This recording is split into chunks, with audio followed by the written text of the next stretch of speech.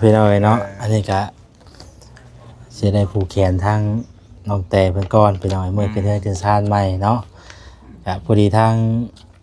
แม่ยายตาเพิ่นฝากเงินมาพี่น้อยเนาะผูกแขนมัดแขนทางน้องเพิ่นนี่แหละ1,000เนาะ1,000 บาทนี่แหละพี่น้อยเนาะเพิ่นยังหักยังเพลงมีคนหักคนเพลงกับคนใหญ่เพิ่นหักคนเพลงหลายเพราะฉะนั้นเขาเป็นผัวเป็นเมียกันแฮงเพลงกันแล้วบ่เข้ากันเนาะแฮงเพลงกันอันนี้ขออนุญาตจัดเด้อแบบนี้ได้บ้านเฮาได้บ้านเฮาเป็นที่เนาะเป็นที่เด้อเป็นของพี่น้องเอ้ยพี่น้อยเนาะเงินจำนวน 1,000 บาทนี่ก็เป็นเงินของทางแม่ยายตาเด้อน้องเด้อเพิ่นฝากมายินดีนำขึ้นเรือนขึ้นศาลใหม่ขึ้นศาลใหม่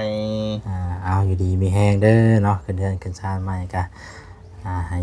อยู่ชุมเย็นๆไปหน่อยเนาะความเจ็บอย่าได้ความไข้อย่าชุมมีเนาะมันยืนหักเพลงกันเด้อเนาะอย่าเครียดอย่าให้กัน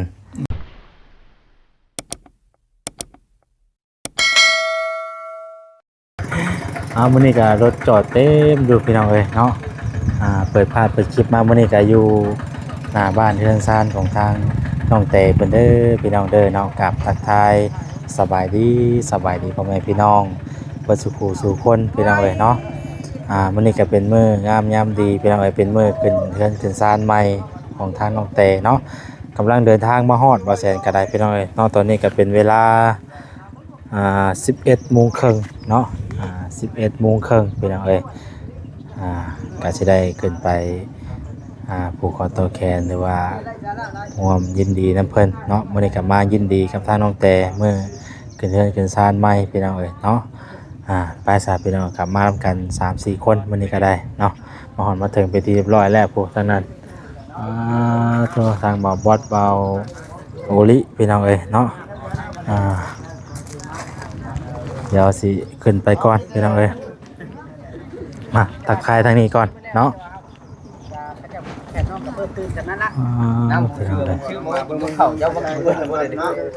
สบายดีเด้อทางนี้เด้อสบายดีเบาลิเบาเฮ้ยบริสวยกะถ่ายคลิปหรือว่านี่โอ้ย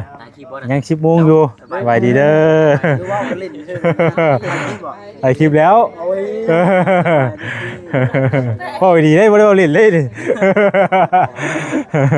อันนี้นะน้ำบ่ได้เจ้าซื้อมานะฮะเจ้าบ่ซื้อมาเนี่ย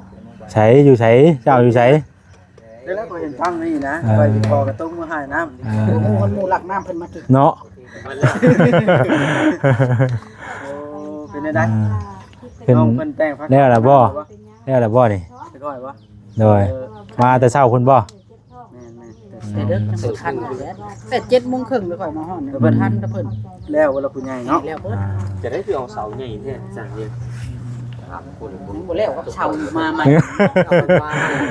มาใหม่เด้ที่หากญาติด่าค่อยเสาเด้เปลี่ยนใหม่แล้วบ่นี่เปลี่ยนใหม่บ่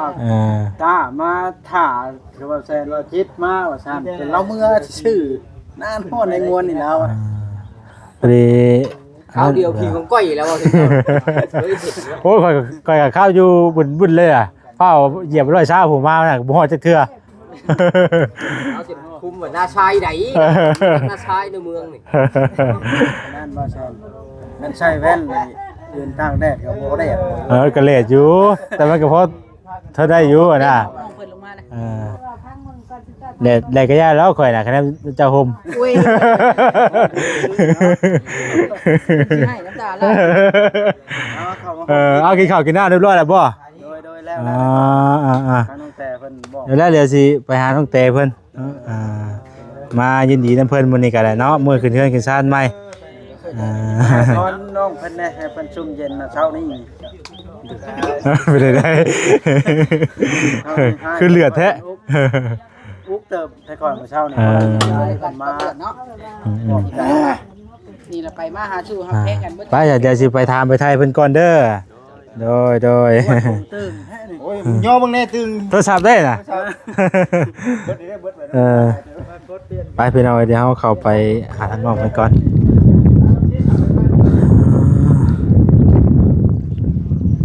น้องแต่พี่น้องเอ้ย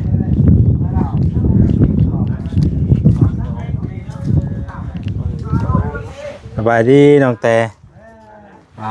ถูกเป็นผากผ้าสู้กินได้เนาะ เราลอยอะไรวะ แนวได้ขึ้นเรียบร้อยสบายดีสบายดี ขึ้นซานเรียบร้อยเนาะเย็นได้บัดนี้เนาะ ขึ้นเพิ่งบ่ โอ้แนวนี้ ขึ้นซานมาไหนซุ่มเย็นแล้วบัดนี้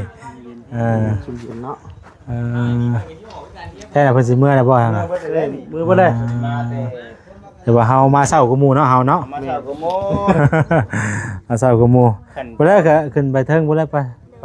ขึ้นเพิ่งแล้ว ไปสายชุมเฮาเลยพี่น้องเอ้ยเนาะ อ่ะ มาเป็นเนื้อใดพี่น้องเอ้ยเนาะอันนี้คือคนเพื่อนขุนซานมาคนทางบ่าวเวียงมาทักทายสบาย ไปดีเด้อ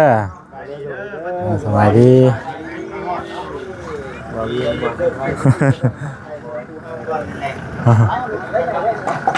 เอาบ่จิกลับเลยพี่น้องเอ้ยเนาะเอาเด้อบ่มือไปก็เลย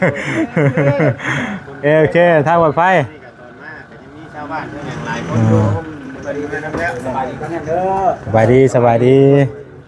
ทางนี้แล้วจะได้เมื่อกลับก่อนเด้อบัดนี้เด้อ โอ้ยสบายดีเด้อให้น่ะเด้อทางบ่าวบอยพี่น้องบ่าวเวียงเนาะพี่น้องเอ้ย ก่อน เนาะ เมื่อก่อนบ่มาก่อนเมื่อก่อนแล้วไปกูขึ้นมา ไปขึ้น จังได๋ครับ โอ้มะพร้าวมะกล้วยพี่น้องเอ้ยเนาะ โอ้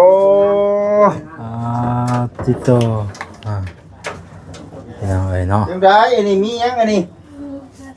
ลาบซีน โตเนาะลาบก้อยซอยจุ สมจุซอยแซ่บมันต้องมีผ้าขอนแล้ววะเป็นผ้าขอน บ่เป็นหยังครับ มีบ่ บ่เป็นหยังบ่จิตเลย เอาย่อเข้าไปแล้ว เอาที่เราอยากกินน้ำ เอาน้ำบ่ น้ำบ่น่ะ น้ำเลยน้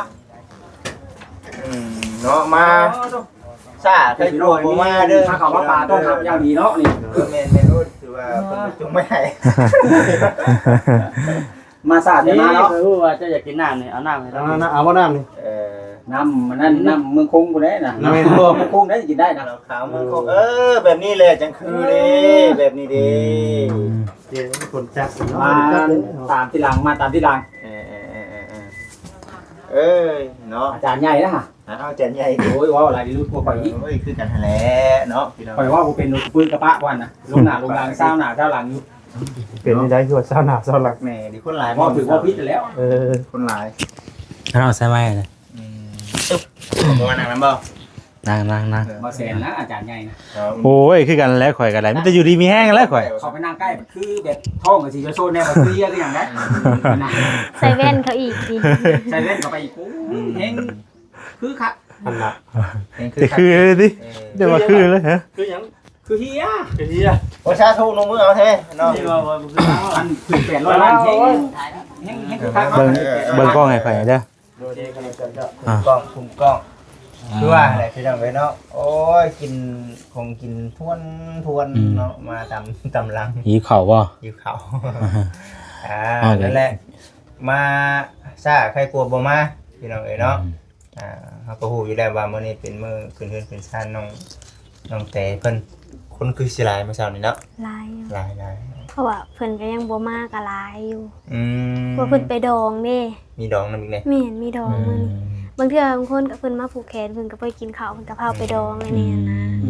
เอามุมกลางก็ได้ว่า หลายคนมาเนาะ ต่างบ่ เศร้าเลย หลายผู้หลายคนมาใช้อันน่ะน้อง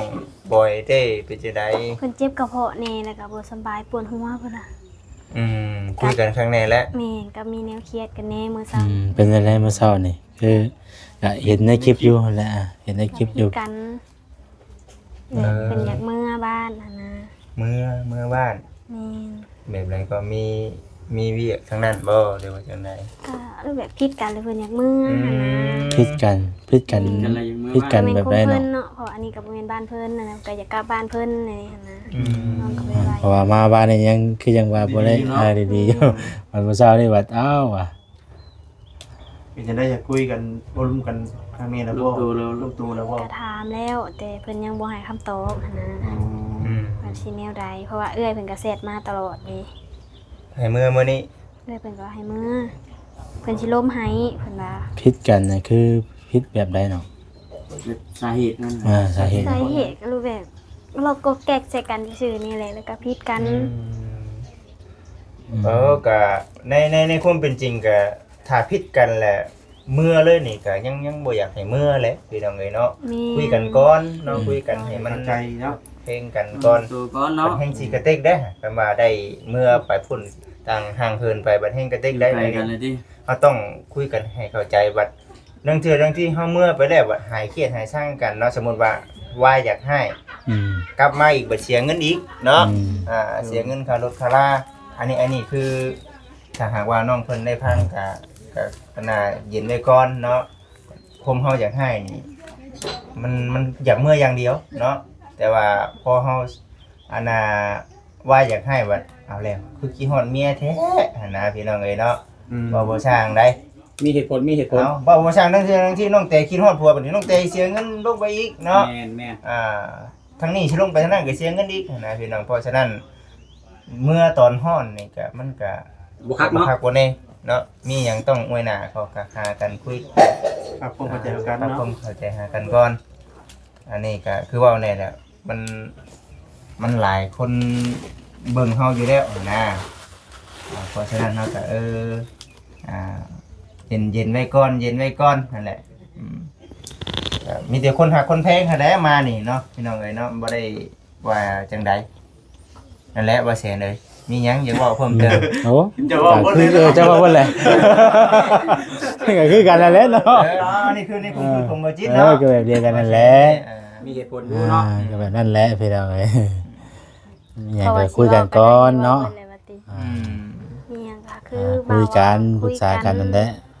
แต่ว่ายังบ่ได้คุยกับทางทีมงานเลยแม่นบ่ทางน้องเพิ่นยังบ่ได้หมู่ทีมงานมานี่ยังบ่ได้แบบว่า บ่เพิ่นยังบ่ได้ว่านํจัก ยังบ่ได้เว้าแล้วเดี๋ยว ทางเบิ่งมืออื่น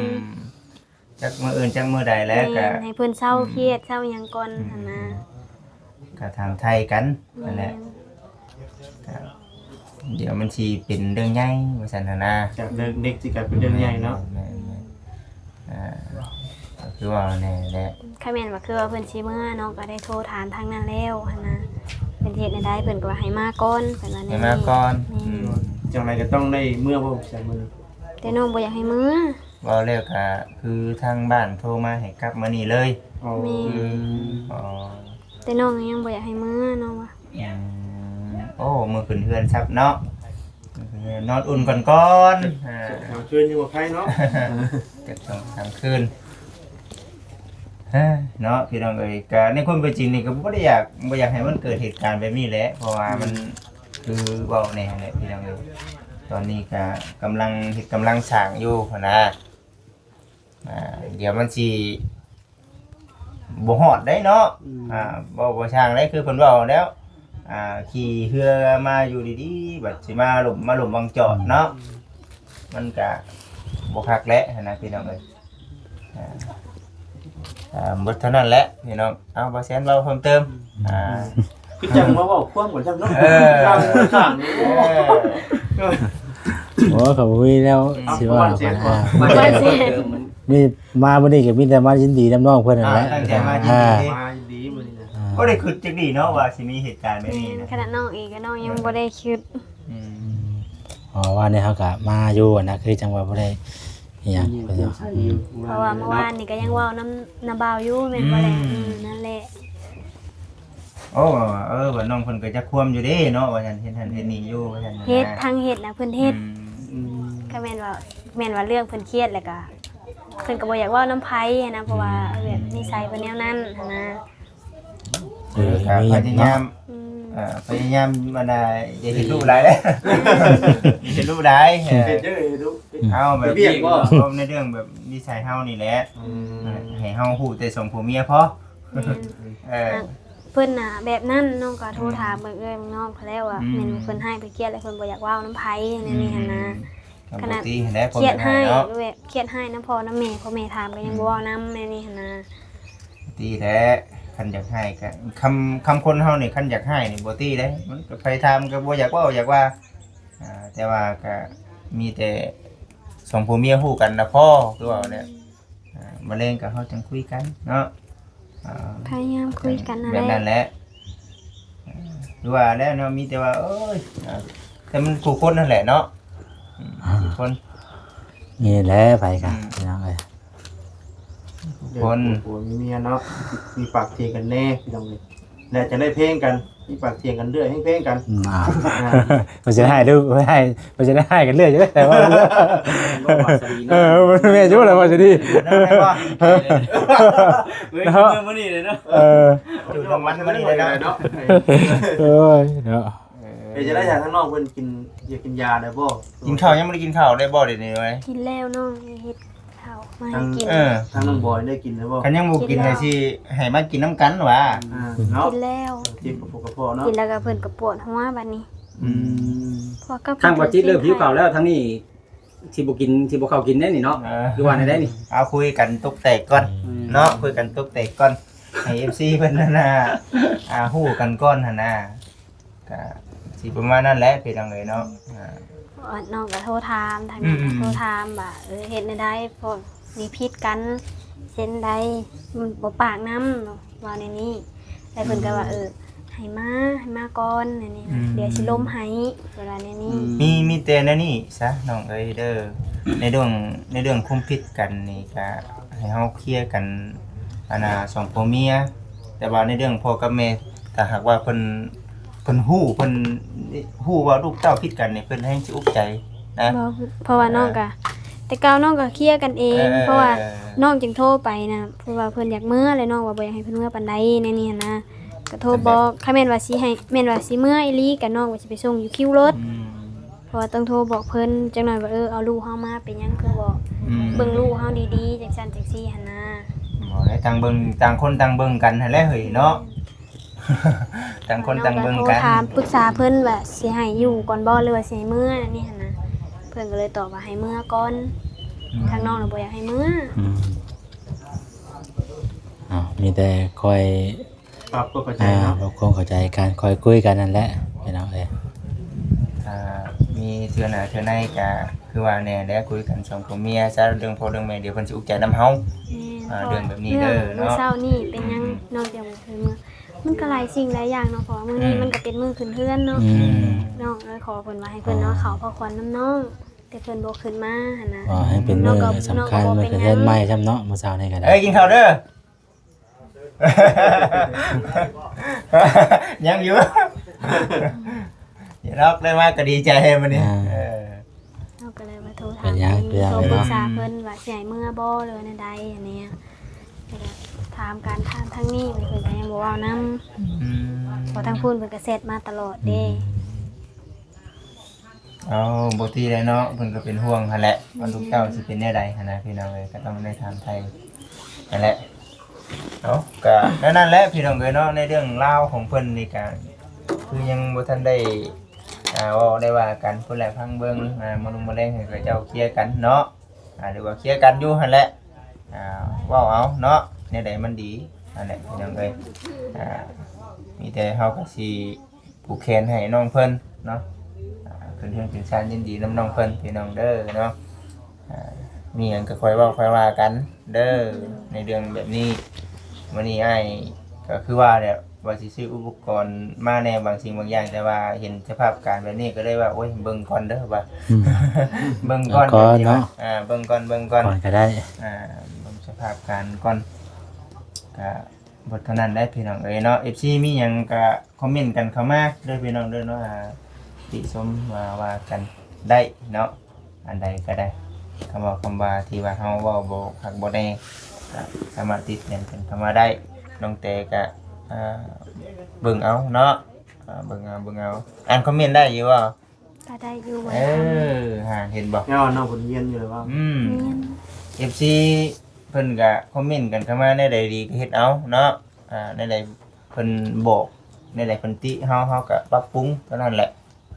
แต่บ่มีหยังหลายกินแล้วเข้ามานี่หันน่ะเนาะ ส่วนก็เจ็บท้องเลยติ นั่นก็จิตท้องเป็นอันเดียวกันอีกนี่เนาะ กินเลย กินน้ำกันได้เฮ้ยเนาะเดี๋ยวผูกคอต่อเขียนได้ก็กินน้ำกัน ให้กินคือเก่าแล้วเนาะข้าวหน้าสบายเลย กินคือเก่าแล้ว หายปุ๊บสิอดข้าวอดน้ำเลยเนาะ หมอออกมาบ่ผูกแขนให้บ่ออกมาบ่ ผู้สาวได้เพิ่นก็บ่ได้มานั่งนำ น้องบอยเอ้ย เพิ่นนอนแล้ว นอนได้บ่ เพิ่นกินยาเด็กเลยนอน ปัดตื่นแหละถามเอาเล็กนอน ทำมาได้บ่ เดี๋ยวคนฝันเด้ ขึ้นเพิ่นใหม่เนาะ บ่ได้จะไก่ขันมาเช้านี่ขันเองเลยบ่ บ่เพิ่นก็มีครู มีครูบ่มีครูขันบ่ แม่นมีครู เบิ่งเอาในหมกข้าวนะเพิ่นลงเลขไว้อยู่ แม่นอ้อมเพื่อน ใครอยากมาในชื่อเอาในหมกข้าว ในมะพร้าว เพิ่นมาหลาย เอ๊ะนี่ครับ ในหมกข้าวนะ ไหนครับนี่สิบ่โอ้นี่บ่ บ่บ่ตาได้เขียน บ่ตาบ่ บ่ตาเขียนเลขให้บ่จิต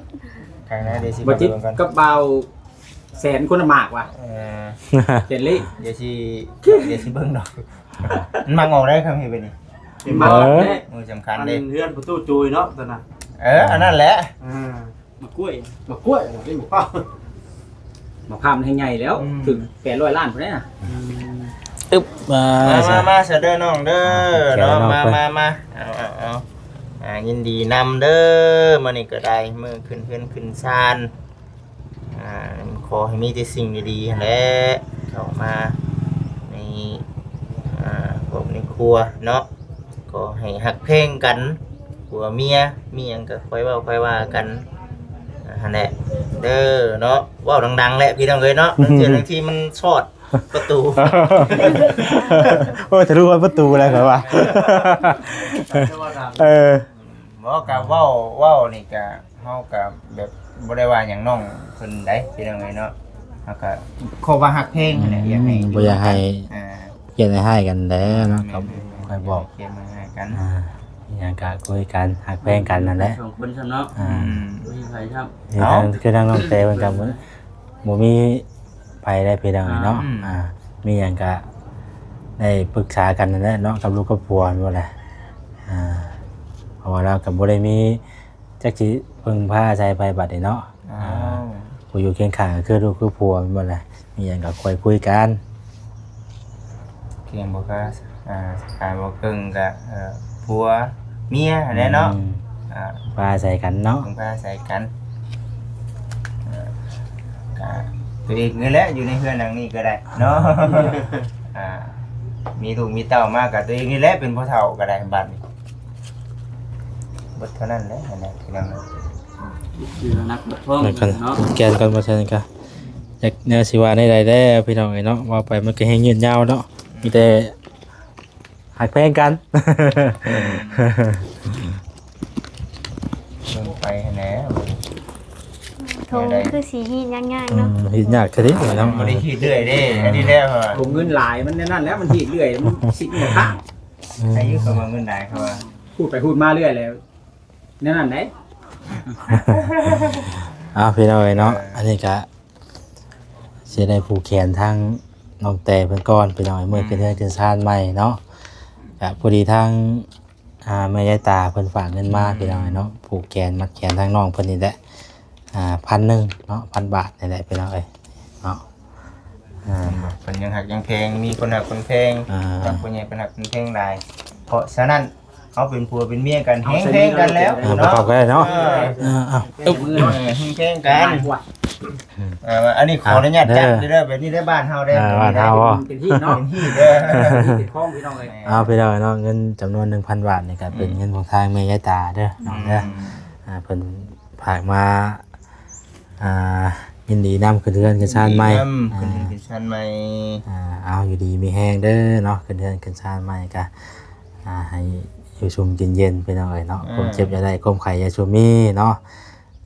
มันยืนหักเพลงกันเด้อเนาะอย่าเครียดอย่าให้กันมีหยังก็ค่อยเว้าค่อยคุยกันนั่นแหละเนาะมันยืนเด้อเนาะ ปัง ใจยิ้มดีใจน้ำทั้งน้องเตพี่เนาะ เป็นนั่นแหละไอ้คิดเบิ่งว่าขนาดเพิ่นบ่ได้เห็นบ่เคยเห็นหน้าเห็นตาเพิ่นยังหักเพลงหั่นน่ะเพราะฉะนั้นเฮาอยู่นำกันคู่มื้อคู่คืนเนาะเฮาต้องหักเพลงกันไว้เนาะ นั่นแหละพี่น้องเอ้ยเบิดเท่านั้นแหละคำบอกคำว่าเฮาก็ได้ ครับ เด็กกันไปคือคะแนนหนึ่งไม่เนาะจะพี่เจ็ดน้ำคือจังน้ำคือเขาวเหนียว นั่นแหละ เดี๋ยวนี้มานะทำคุมกันมาบ่า เอามาเอามา ก็ยังมาเขียนว่า โอ้เนาะ นึกว่าอันว่าโจทย์แค่เสือสิเอาน้ำมันล้างมือให้สิดอกมาเลยครับเข้าได้บ่ดี เอาละสิกินข้าวก็ บ่ให้เพิ่นผูกแขนให้ คำบอกคำว่าคนเป็นดิ กันเด้ ก็มีแต่อยู่ดีมีแห้งกันแหล้วเนาะคำบอกคำว่ากันพี่น้องเอ้ยเนาะมัดแขนกันอยู่ดีมีแห้ง มันเห็นอยู่ดีมีแหงบัดเท่านั้นแหละเด้อน้องเด้อยินดีนํขึ้นเฮือนกันซ่านใหม่ ขึ้นนอน แล้ว แล้ว เอาแล้วซ่านกันเนาะเพิ่นเฮ็ดเพิ่นสร้างให้ได้เด้ทางเพิ่นให้เพิ่นเฮ็ดเพิ่นสร้างให้ก็เบิ่งเอาอันใดมันบ่คักบ่แน่ก็คอยเฮ็ดไปปรับปรุงไปเนาะจะได้หลังใหญ่ก็หาเงินก็ต่อเติมออกบาทดูแลเอารักษาเอาแล้วเนาะในใดมันสิบ่เพบ่พังง่ายก็ อยากได้แบบใดก็เฮ็ดเอาบัดนี้ติเป็นนั่นได้ ซ้ำเพื่อนหอก็ว่าได้นี่ขอว่าเนาะ โอ้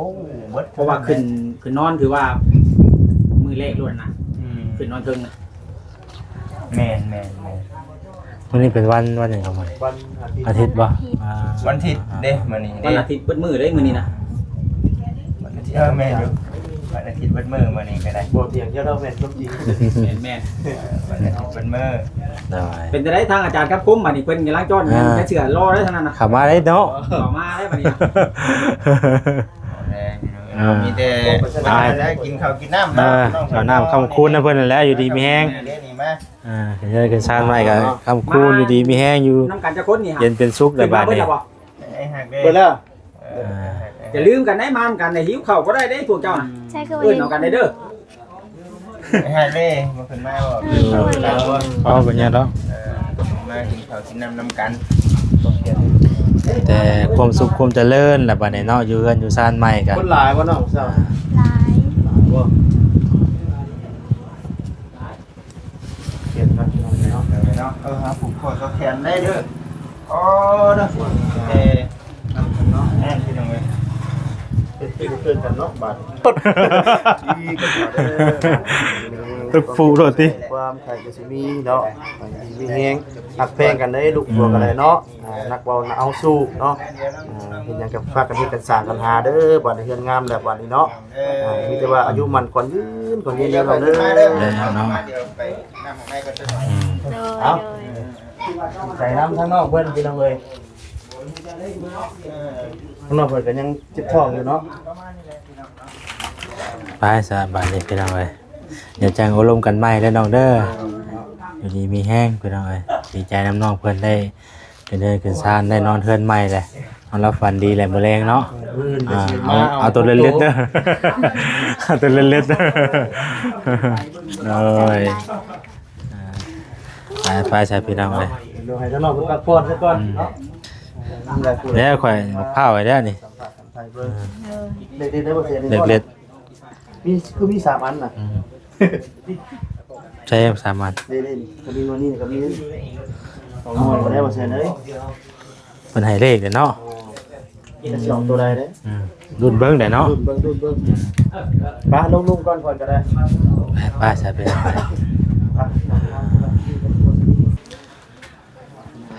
เอาโอเคพี่น้องเอ้ยเนาะกะสำหรับคลิปนี้ก็จะขอตัวจบคลิปไว้สำนี้ก่อนเนาะกะมาร่วมยินดีน้ำเพิ่นมื้อนี้มื้อขึ้นเฮือนขึ้นซ่านใหม่น้องแต่พี่น้องเอ้ยเนาะก็ถือว่าได้ผูกคอต่อแขนเป็นที่เรียบร้อยแล้วเนาะทุกคนกะแขกคนกะถือว่ากลับหมดแล้วพี่น้องเอ้ยเนาะยังเหลือแต่ทางเนี่ยทีมงานแต่คนนี่แหละยังพากันนั่งแม่นน่ะบ่จิต เอาหยุ่มน้ำก่อน เนาะ เอาพี่น้องเนาะผิดพลาดจังใดก็ขอโทษขออภัยนำถือว่ามามื้อนี้ก็ถือว่าข่าวบ่ดีปานใดแน่เนาะก็เลย อยากสิว่าใดๆพี่น้องเอ้ยเนาะก็คอยบอกทางน้องเพิ่นนั่นแหละพี่น้องเอ้ยไปซะเนาะผิดพลาดจังใดก็ขอโทษขออภัยหลายๆเด้อพี่น้องเด้อสำหรับมื้อนี้ลำลาไปก่อน ติดตามในคลิปต่อไปอีกเนาะสบายดีเด้อพี่น้องเด้อ